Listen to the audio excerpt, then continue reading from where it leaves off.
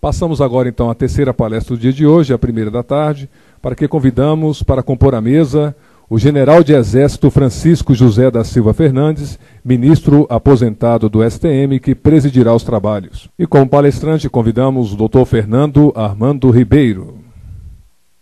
Dr. Fernando Armando Ribeiro é juiz, vice-presidente do Tribunal de Justiça Militar de Minas Gerais, doutor e mestre em Direito pela Universidade Federal de Minas Gerais e pós-doutor pela Universidade da Califórnia, nos Estados Unidos. Atua também como professor dos cursos de bacharelado, mestrado e doutorado da PUC Minas e como diretor do Departamento de Teoria do Direito do Instituto dos Advogados de Minas Gerais.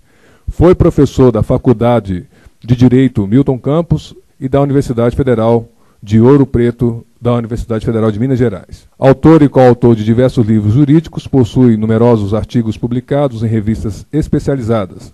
Destaca-se ainda seu desempenho como palestrante, orientador de projetos de pesquisa e examinador de testes e concursos acadêmicos em diversas universidades.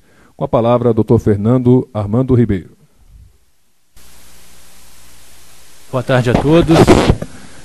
Eu gostaria de cumprimentar a organização do seminário,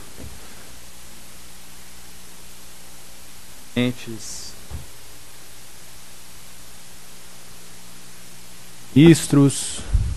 membros do Ministério Público, advogados, militares, professores, brasileiros e estrangeiros que nessa tarde se encontram em Brasília, na pessoa do caríssimo presidente de mesa, ministro Fernandes.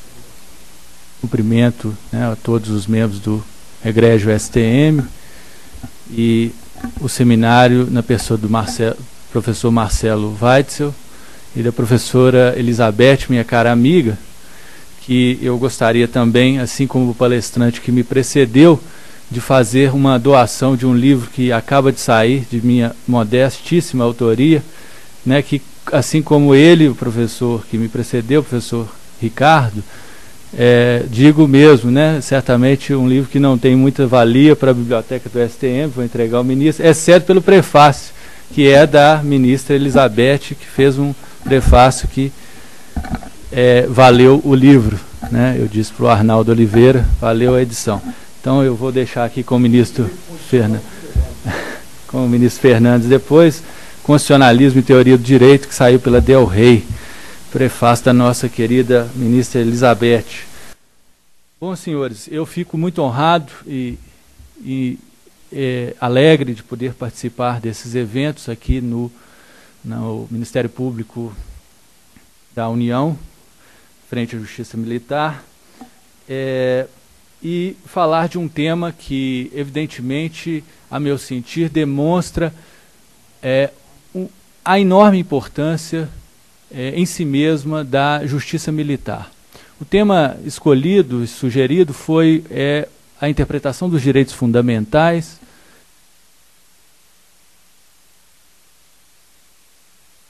e suas implicações para o direito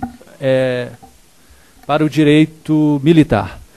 A interpretação dos direitos fundamentais é um tema que tem dividido e tem polemizado na seara constitucional, como os senhores hão de saber, discussões a nível nacional e internacional há cerca de 20 anos, pelo menos, há uma discussão intensa sobre esse tema e pesquisadores da Universidade Federal de Minas Gerais, que foram meus colegas, eles fizeram uma pesquisa e descobriram que esse foi hermenêutica constitucional e interpretação dos direitos fundamentais, um dos temas sobre os quais mais se escreveu no Brasil dos últimos 10 anos. Talvez o tema sobre o qual mais se escreveu. Parece que os números deles são de que de cada 10 monografias, teses e artigos defendidos no Brasil nesses anos, pelo menos 50% versam direto ou indiretamente sobre essa temática, o que dá à luz a sua importância. Evidentemente, ele também, quando abordado sobre o âmbito do direito militar, nos traz a importância enorme da própria estrutura e do sistema de justiça militar como um todo.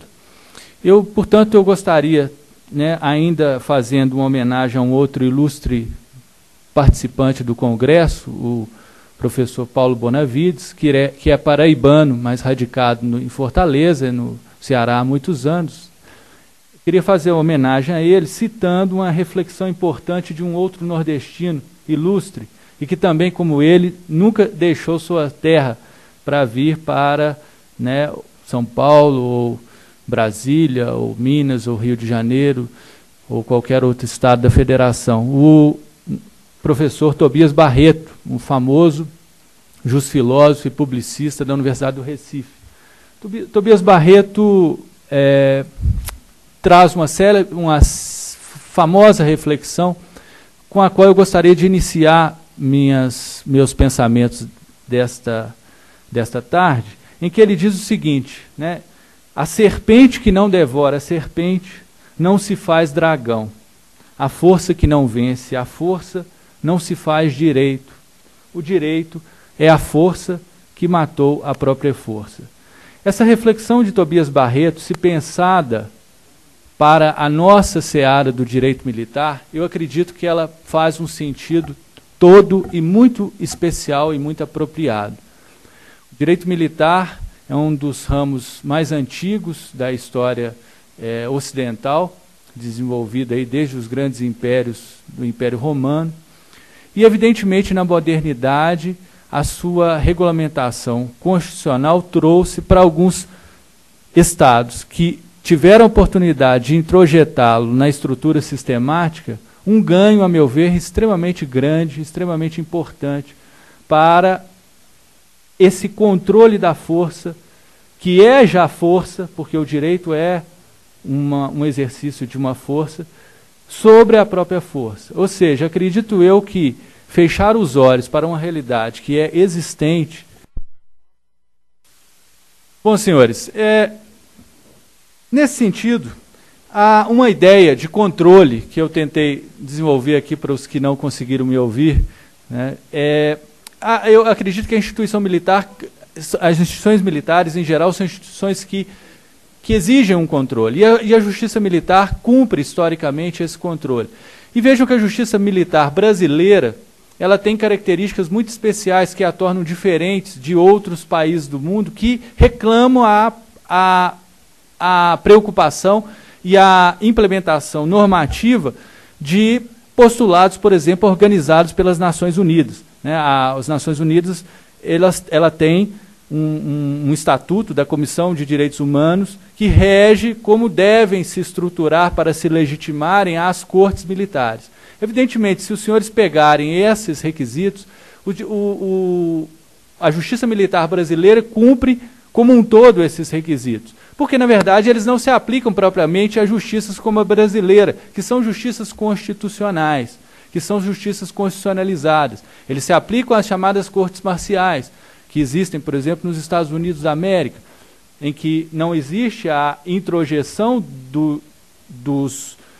dessa proteção jurídica das Forças Armadas no próprio âmbito constitucional e no próprio âmbito do Poder Judiciário. As cortes marciais são um órgão à parte, não um órgão inserido na estrutura do Poder Judiciário. Evidentemente, quando nós falamos de um tema como o de hoje, eu trouxe para falar para todos vocês, senhoras e senhores, nós, a meu ver, já trazemos inserida a temática da juridicização e da constitucionalização do direito militar.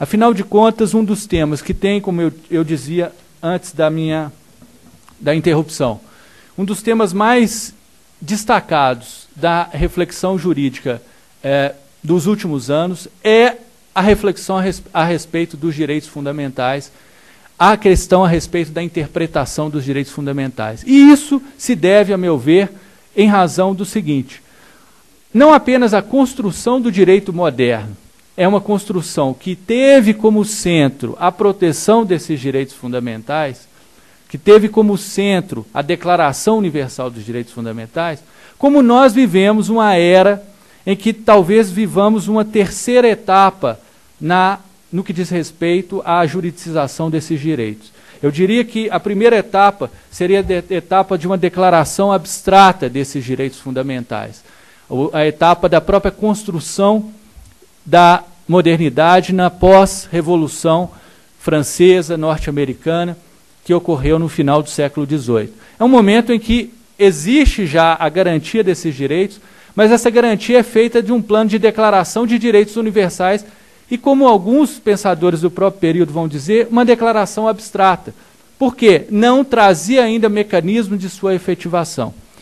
É claro que eu não poderia perder a oportunidade de destacar um tema que é de grande importância, dada a hora em que vivemos também. Entre esses direitos fundamentais que foram declarados nas cartas constitucionais francesa e norte-americana, e mais ainda, por trás, como premissas teóricas da construção desse próprio Estado de Direito, em Locke, em Rousseau, em Thomas Hobbes, estava um direito fundamental que muitas vezes se esquece quando se fala em justiça militar, que é a segurança. Segurança que tem segurança jurídica, cujo um dos seus desmembramentos evidentes, a meu ver, é a segurança pública. Ou seja, a meu ver, existe um lastro constitucional originário, histórico, entre a fundação do Estado de Direito moderno e a justiça militar, se vocês pensarem na dimensão da segurança como uma das premissas fundamentais de construção desse edifício teórico normativo que nós chamamos de direito moderno. Está em Locke, está em Hobbes, está em Rousseau. Em todos eles a preocupação com a segurança. E está no artigo 3º da Declaração Universal dos Direitos do Homem e do Cidadão de 1789. Todos têm direito, entre outras coisas, à segurança. É um elemento, portanto, que não deve ser olvidado, sobretudo em estados que ainda não conseguiram uma efetividade tão grande na garantia desse direito à maioria de seus cidadãos, como o brasileiro. Ou seja, é de se perguntar se de fato vivemos um momento em um lugar oportuno para pormos em xeque e para tentarmos abrirmos mãos de instituições vinculadas à efetivação da segurança pública. Mas entre esses elementos, entre esses direitos, a segurança, há outros muitos direitos, como todos sabem, o direito à liberdade, o direito à igualdade, o direito à propriedade, os chamados direitos fundamentais de primeira geração, que não me incumbe aqui tecer maiores comentários para vocês. Mas eu diria que o segundo momento, que é de grande importância também, é o momento da garantização desses direitos. O momento da implementação de garantias jurídicas e constitucionais voltadas à implementação desses mesmos direitos. E eu acredito que nós, na segunda metade do século XX para cá, vivemos um período que é o período que eu denominaria da aplicação ou da adequação desses direitos à vivência dos cidadãos e a sua implementação interpretativa por meio, principalmente, do Poder Judiciário. Então, eu acredito que nesse terceiro momento em que nós vivemos, que é o momento da aplicação, problemas e questões que antes não tinham sido corretamente visualizadas passam a figurar com grande evidência. Se os senhores se atentarem, esses direitos fundamentais, na maior parte das constituições modernas, eles se configuram em uma estrutura semântica, ou seja, com uma estrutura linguística que os aproxima muito mais daquilo que os teóricos do direito, chamados positivistas, né, como Kelsen, como Bobbio, e como toda uma linhagem de pensadores jurídicos no século XX, chamariam de princípios. Porque princípios seriam exatamente aquelas normas que, na dicção de Norberto Bobbio, são normas generalíssimas, ou normas que gozam de uma generalidade e uma abstração muito maiores do que outros tipos de normas. Se vocês tomassem essa visão positivista, a maior parte dessa tessitura dos direitos fundamentais seria tida como principiológica. E vejam vocês que o problema estaria, portanto, ao ver de um olhar positivista, em que normas com generalidade e abstração muito grandes são normas que, de certa forma, geram problemas de aplicabilidade que são pequenos pseudo-problemas. Se vocês tomarem uma obra muito importante e muito estudada nas faculdades de Direito, que é a Teoria Geral do Ordenamento Jurídico, do autor italiano que eu mencionei aqui já 2 vezes, Norberto Bobbio, vocês vão ver que quando ele fala ele fala sobre as antinomias, no capítulo 3º dessa obra, ele vai dizer o seguinte, olha, antinomias, ele define o que são e quais os critérios para se solucionar essas antinomias, e quando vai dizer sobre os princípios, ele diz assim, são pseudo-antinomias. É curioso essa passagem desse famoso e importante livro, que é um livro que reflete o pensamento positivista. Ele diz, são pseudo-antinomias. E por que ele diz são pseudo-antinomias? Porque exatamente falta a elas o elemento lógico que as demais regras jurídicas têm para que sejam solucionados os problemas de antinomia. Os problemas de antinomia para Bobbio, assim como para a maior parte dos pensadores de linhagem positivista, são problemas que dizem respeito a uma contradição de funtores normativos. O que são funtores normativos? É uma parte da teoria do direito muito desenvolvida, inclusive tem contribuições muito grandes de um argentino, né? Nós temos vários argentinos aqui no seminário, Carlos Nino, né? Um antigo professor da Universidade de Buenos Aires. O que são funtores? São esses modais linguísticos que dizem que uma determinada proposição se torna uma norma. Funtores jurídicos são permitido, proibido e obrigatório. Aos princípios, assim como a essas normas tidas como generalíssimas, careceriam essa dimensão funtorial de forma explícita que dê a eles, que dê à sua aplicação o mesmo parâmetro que deve nortear as demais regras jurídicas. É por isso que Bobbio vai dizer, é uma pseudo-antinomia, é uma pseudo-contradição. Não deve ser dada a importância que eu dou para as outras contradições normativas. Nós sabemos que, entretanto, o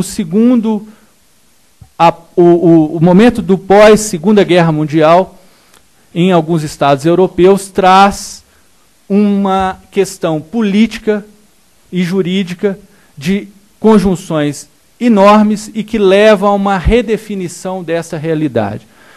O primeiro elemento de grande importância que passo a destacar a vocês, e que acontece na Alemanha do pós-Segunda Guerra Mundial, é o fato de que as cartas constitucionais expandem esse tipo de princípios, esse tipo de normas, que são exatamente as normas respeitantes a direitos fundamentais. Nós sabemos que as cartas são cartas que passam a proteger inúmeros direitos fundamentais que antes não eram sequer tangenciados pelos textos constitucionais. Isso vai fazer com que, na realidade operacional dos tribunais pós-Segunda Guerra Mundial, passe a apresentar-se um problema que antes não se apresentava, qual seja, o de que esses princípios, que são regidos tantas vezes por valores e por ideologias discrepantes, eles, na hora da sua implementação, apresentam situações em que levam e que exigem ao magistrado uma solução e melhor para o conflito que passe por uma solução de uma contradição entre essas normas.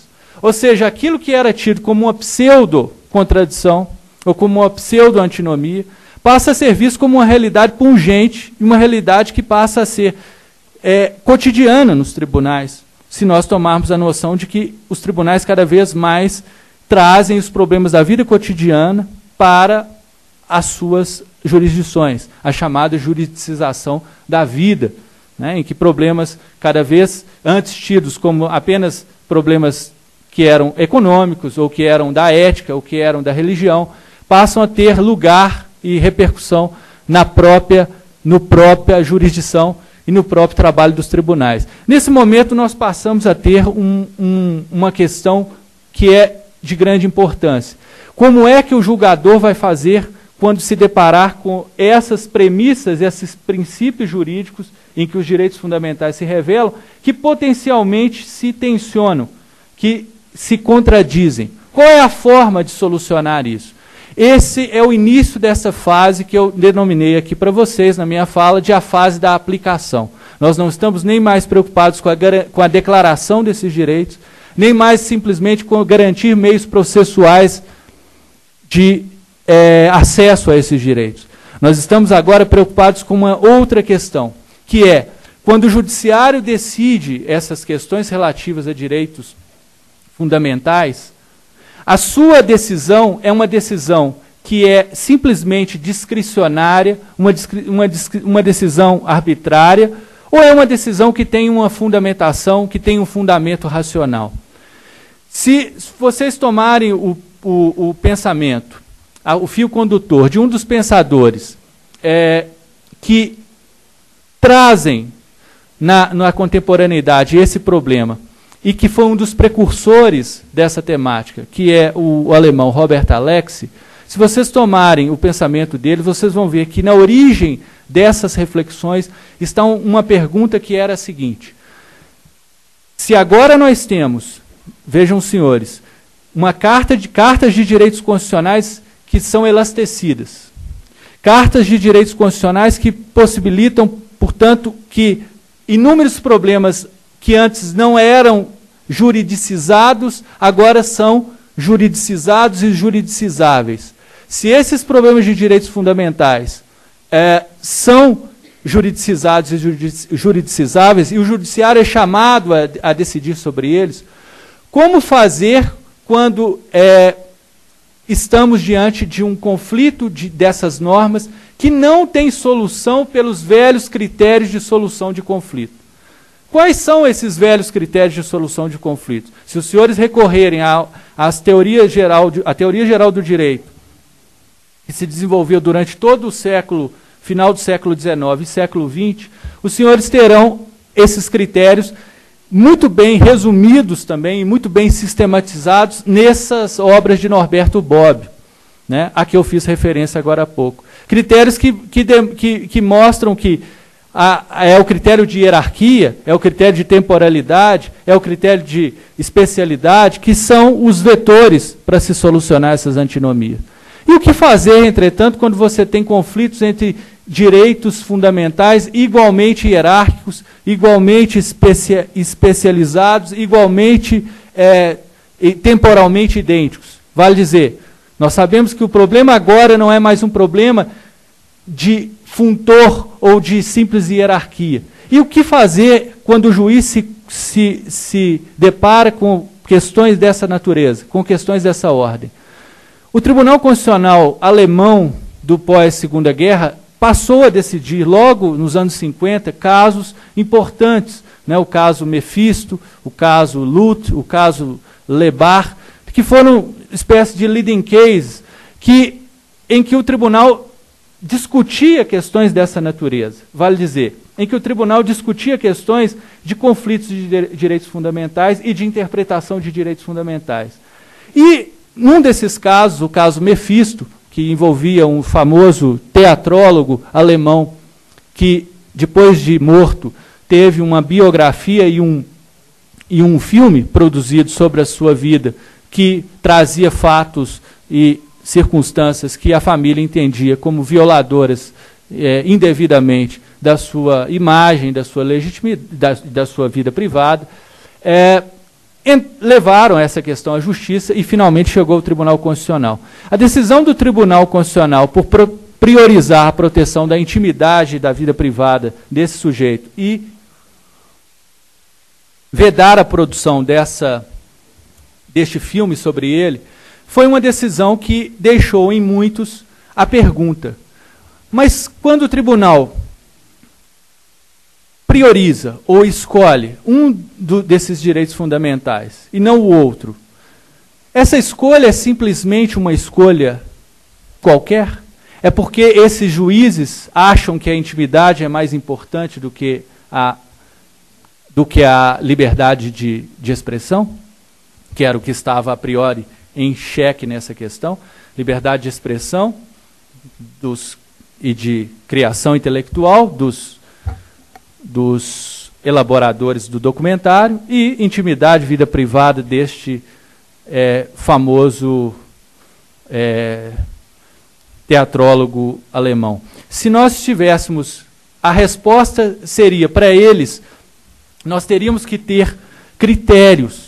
E, evidentemente, vejam, o Estado de Direito e o Estado Democrático de Direito, desde a sua fundação, trabalha com uma dimensão que é uma dimensão de legitimação ou de pretensão de legitimação das decisões. Portanto, uma pergunta que começava a se colocar ali era: essa decisão não pode ser simplesmente uma decisão qualquer, porque senão nós vamos começar a deixar que haja de fato uma critocracia, ou haja de fato uma dimensão em que o judiciário passa a ocupar aquilo que no passado, não tanto remoto na época, mas sem dúvida um passado de memória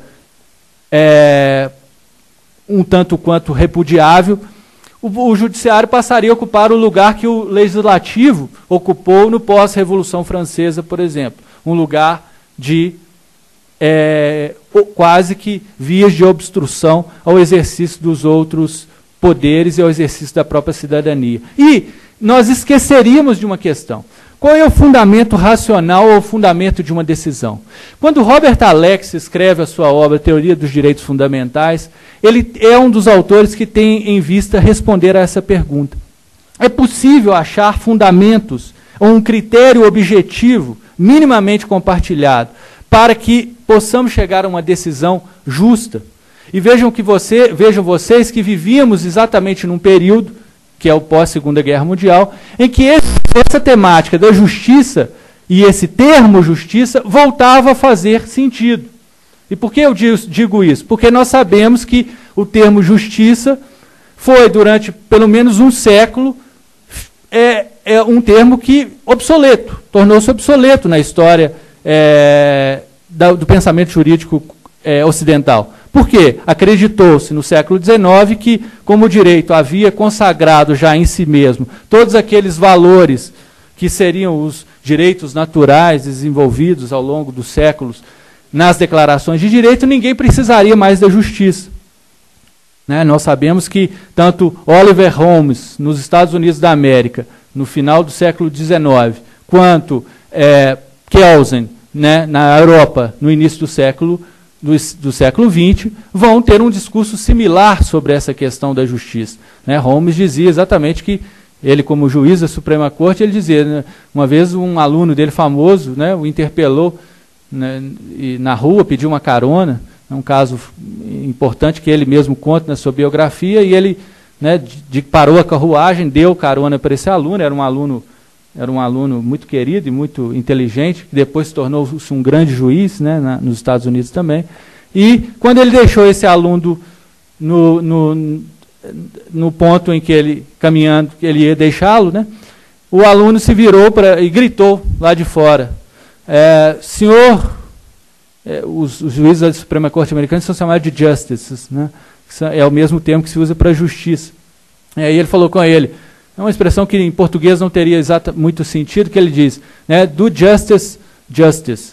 Faça justiça, senhor juiz, faça justiça, senhor ministro. E que o Holmes teria ficado tão furioso com aquilo que ele mandou o cocheiro voltar à carruagem para dizer para ele: olha, that's not my job, esse não é a minha função. E ele vai dizer, em outros estudos muito importantes, que o trabalho de um juiz não é exatamente realizar a justiça.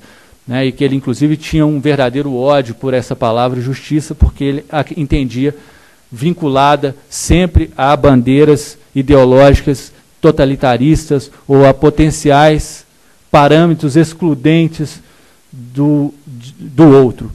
Então, como ele entendia-se como republicano que era, e como democrata também que era, que ele não deveria corroborar a ideia de justiça.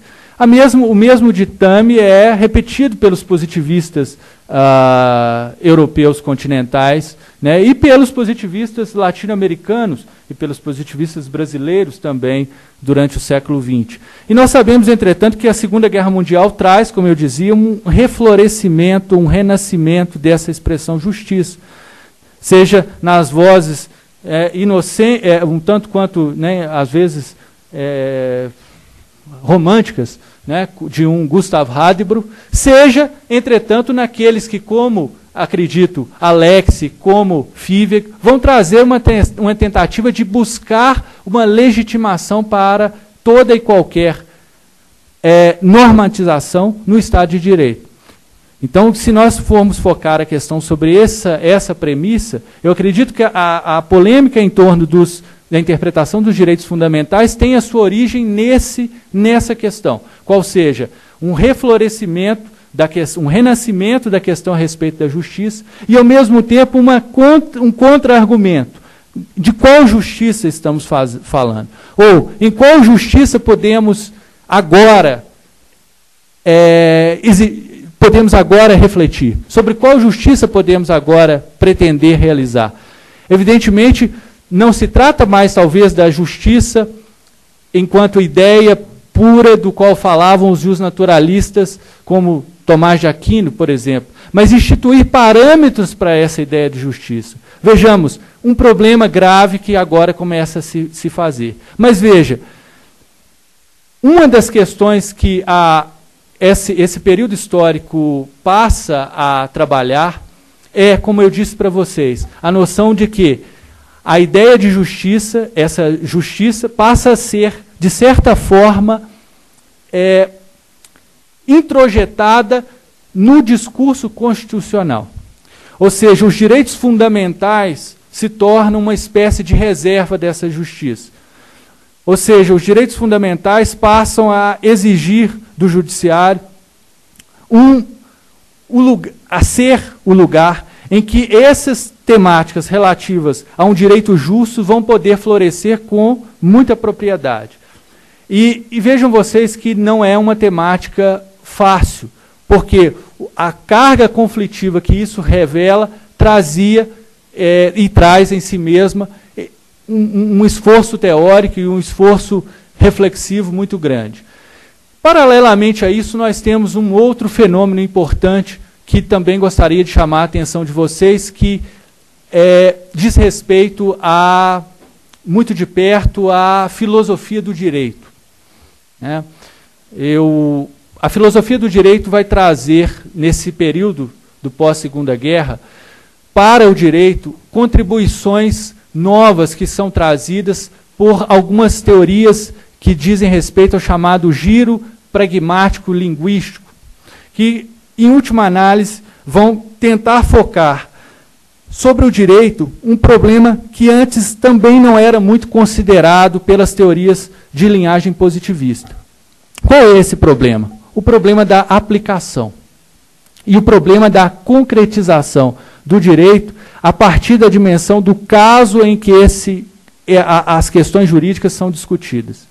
Se vocês tomarem obras de positivistas clássicos, como Hart, no mundo anglo-saxônico, ou como Kelsen, no mundo europeu continental, vocês vão encontrar nessas vastas obras muitas lições importantes, mas certamente quase nenhuma referência a uma palavra que hoje é tão importante e tão cobrada dos juristas contemporâneos, que é a aplicação.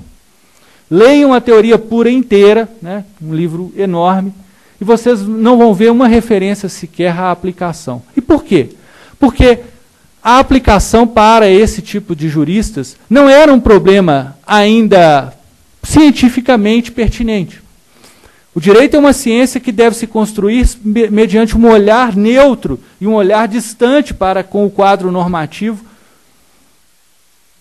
estático que funda o direito dos Estados. Né? Kelsen deixa isso muito claro. O cientista do direito tem que pautar-se por um recorte, que é o recorte axiológico, o recorte epistemológico, ou seja, ele tem de fazer-se neutro quanto aos próprios valores, e ele tem de olhar para o direito de uma forma que, como se fosse o olhar externo, tal como um cientista olha para o seu objeto.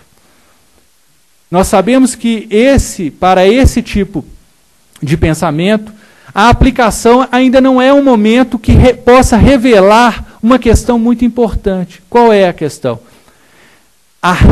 O redimensionamento de sentidos que as normas jurídicas podem ganhar e ganham cotidianamente pela dimensão do caso e pela mútua implicação que uma tem sobre a outra. Vale dizer, normas jurídicas não são passíveis, como vai dizer a doutrina contemporânea, de serem aplicadas de modo subsuntivo. Nós não podemos pretender aplicar normas como se fossem subsunções lógicas, como se fossem silogismos.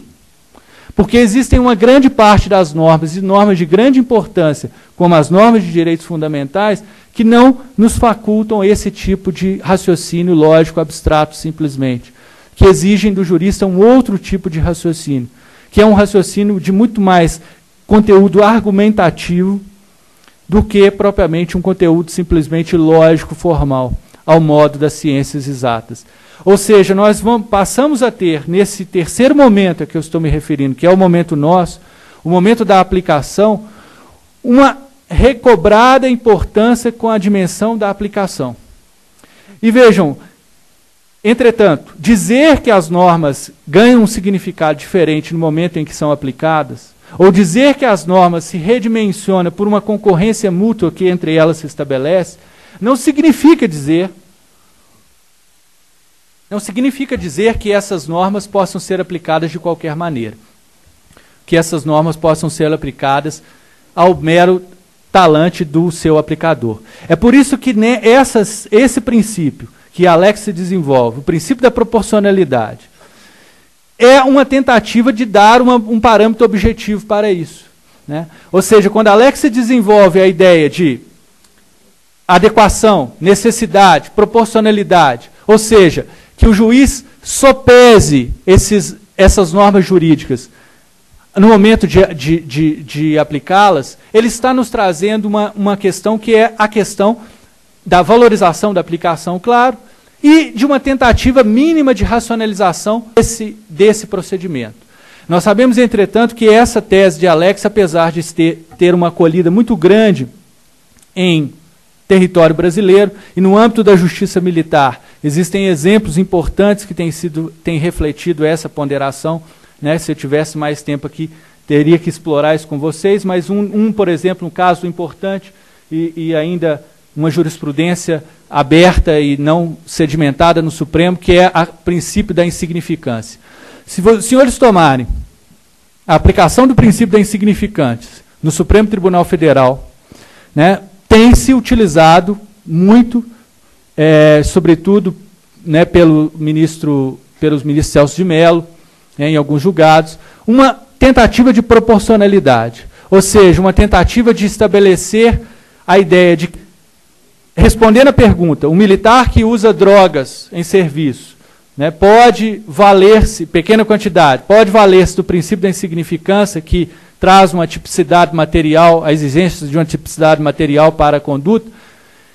Vários julgados do Supremo, tenho aqui alguns, poderia rolar os vários aqui, discutir alguns com vocês, vão trazer a ideia de que sim, porque há uma dignidade da pessoa humana e que se sobrepõe à suposta especialidade do direito penal militar e, portanto, a exigência de especialidade, de ordem e hierarquia que o direito penal traz, não pode suprimir essa dignidade da pessoa humana. Nesse julgado, ao meu ver, se apresenta com toda a carga o conteúdo potencialmente problemático que tem essa jurisprudência e a questão da proporcionalidade. Por quê? Esse e outros julgados, muitas vezes, trazem-nos a ideia de que a ponderação de interesses, ela muitas vezes ainda faz uma confusão entre o preceito normativo e o valor que esse preceito normativo protege. O que eu quero dizer? Nós trazemos, e é uma crítica muito forte, e uma discussão muito forte na Alemanha e, de certa forma, nos Estados Unidos também, se, no momento em que o juiz pondera e vai dizer dignidade é mais importante do que hierarquia e disciplina, ou, no outro caso famoso e exemplar, o habeas corpus 82424 do Supremo também, o famoso habeas corpus do racismo, né, em que há uma ponderação também entre liberdade de expressão e dignidade, né, e não racismo, se no momento em que o juiz faz essa ponderação, ele não está dando uma relativização e uma flexibilização a normas jurídicas, como vai dizer, por exemplo, Habermas, e não estaria tratando normas como valores, e com isso, confundindo o código binário do direito, que é um código regido pelo parâmetro do lícito e do ilícito, do devido e do não devido, com o código dos valores, que esses sim são flexíveis e passíveis de uma realização mais ou menos, uma realização em certa medida, ou de acordo com determinadas preferências, nós não estaríamos trazendo esse comprometimento, e se estivermos trazendo esse comprometimento, não estamos correndo o risco de colocar a própria normatividade jurídica em xeque e a própria segurança jurídica em xeque, e a própria implementação de um justo possível, por meio das normas constitucionais e das normas jurídicas, também em xeque. Esse é um parâmetro reflexivo importante. Vejam que a saída que alguns, a meu ver, tentam dar, não é evidentemente absoluta, nós não podemos esperar na hermenêutica contemporânea respostas finais, respostas definitivas, nem absolutas. Mas uma saída muito importante, a meu ver, e ao mesmo tempo uma crítica muito importante, é nós pensarmos que esse parâmetro de racionalidade, sobre o qual eu comecei aqui falando de vocês, ele não é simplesmente, ele é uma racionalidade compartilhada. Ou seja, ele não pode ser simplesmente o fundamento de racionalidade de um apenas, ou a preferência do direito de um. É nesse sentido que passa a se exigir, segundo muitos, uma recobrada importância para com a construção do sistema jurídico como um todo, para que pudéssemos buscar aquilo que alguns chamam de resposta correta. Ou seja, que fica no ar, de fato, uma pergunta, né, e que muitas das decisões do Supremo, inclusive nessa temática do princípio da insignificância, a meu ver, deixam em aberto o problema. Qual seja? O problema de que nós temos a necessidade de desenvolver um elemento argumentativo sempre presente para que possamos chegar a essa interpretação racional. Vale dizer, eu não posso simplesmente presumir dignidade da pessoa humana como algo absoluto, porque direitos fundamentais nunca são absolutos e são sempre restringíveis, e essa já é uma realidade que desde a Declaração das Nações Unidas já está lá positivado no seu texto, os direitos fundamentais são passíveis de restrições. Ou seja, eu não posso absolutizar uma premissa constitucional, mas sim tentar ver a sua maior adequação a um contexto de aplicação a que ela se destina. E, a meu ver, por exemplo, nesse caso da insignificância em matéria de direito militar, o voto, por exemplo, da ministra Carmen Lúcia e da ministra Ellen Grace são votos que suscitam em si mesmo, já por si sós, um problema. Que a ministra Ellen Grace faz uma pergunta, né? Dormiríamos nós tranquilos, sabendo que nossos militares que portam armas pesadas têm agora a possibilidade de também portarem drogas?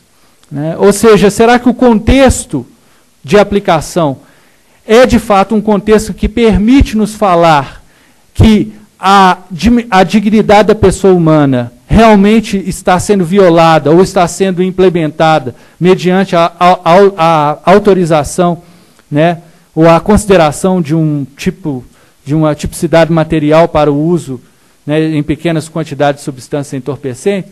Essa é uma dimensão que, a meu ver, carece, de fato, de uma grande questão e de uma questão que está exigida na Constituição Brasileira de 1988, que é o artigo 93, inciso 9 da Constituição, que, a meu ver, se casa como poucos, com uma felicidade enorme, com esses vetores da nova teoria do direito, com esses novos vetores da teoria do discurso e da teoria da argumentação. O artigo 93 da Constituição brasileira diz que todas as decisões do Poder Judiciário devem ser fundamentadas sob pena de nulidade.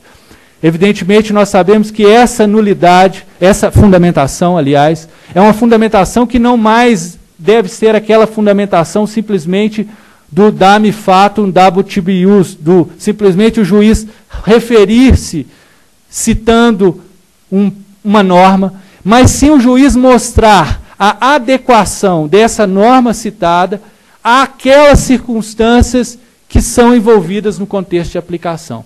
Evidentemente, isso, né, exigiria aqui, né, um tema que eu trabalho na universidade, lá na PUC Minas, né, exigiria de nós aqui um tempo muito maior do que esse, que não temos.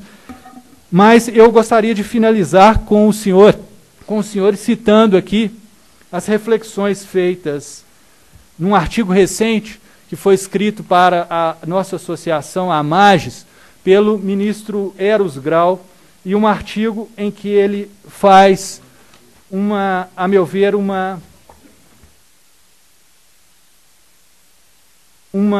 reflexão muito importante sobre essa questão da ponderação e dos seus limites.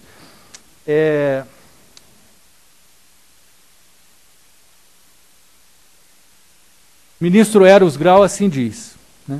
De tudo mais trágico é que, enquanto nossos juízes e tribunais confundirem princípios com valores e a nossa jurisprudência estiver fundada na ponderação entre princípios, isto é, na arbitrária formulação de juízos de valor, a segurança jurídica estará sendo despedaçada.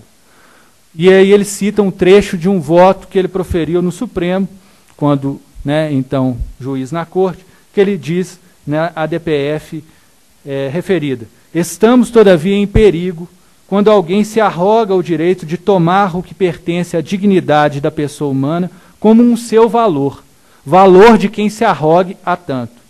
É que, então, o valor do humano assume a forma na substância e medida de quem o afirme, e o pretende impor na qualidade e quantidade em que o mensure. Então, o valor da dignidade da pessoa humana já não será mais valor humano, de todos quanto pertencem à humanidade, porém de quem o proclame conforme a tirania dos valores.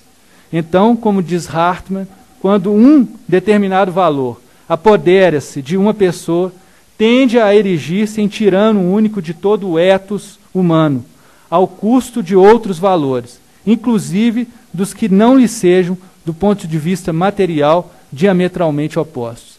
Esse texto, a meu ver, nos diz muito e nos diz de uma reflexão importante a ser tomada pelo Poder Judiciário no momento histórico em que nós vivemos, e, no que diz respeito à justiça militar, a valoriza, a meu sentir, no sentido de que uma justiça especializada e uma justiça feita por pessoas que conhecem meandros, que trazem pré-compreensões de vivências que os civis, ainda que estudiosos, certamente jamais terão, porque não têm uma vida compartilhada com essas vivências, ela se torna se feita, mediada, como eu acredito que o escabinato pode trazer essa, e tem trazido essa possibilidade de construção.